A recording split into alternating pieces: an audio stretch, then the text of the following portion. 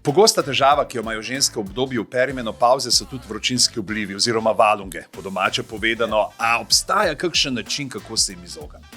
Je pa stvar v tem, da veliko stvari v naši okolici lahko vpliva na to. Recimo, če si v vročem prostoru, če piješ alkohol ful škod temu, imamo veliko več valung potem lahko, pa še za marsikaj drugega je slab, tako da alkoholu se treba izogibati. Tudi kavica, kofein, energijske pijače, v bistvu ta kofein lahko tudi to poslabša, pikantna hrana, tako da izogibanje tem stvarem lahko ful pripomore k tem, da imaš manj valung, pa tudi gibanje. Gibanje v bistvu, kljub temu, da je taka aktivna aktivnost, ne, da te prebudi, spodbuja bolj uravnoveša to parasimpatično živčevje. In ti rabiš imeti uravnovešeno parasimpatično živčevje, zato da nimaš preveč teh napadov vročinskih oblivov, ker vročinski oblivi so takrat, ko se preveč aktivira, parasimpatičen sistem pa v bistvu sprošča. Ne, dihanje ful pomaga. Če začneš takrat, ko začneš dobivati oblive, globoko dihati, zaradi tega, ker to tudi aktivira parasimpatično živčevje in potem lahko te sprosti v tistem trenutku, da se to preneha.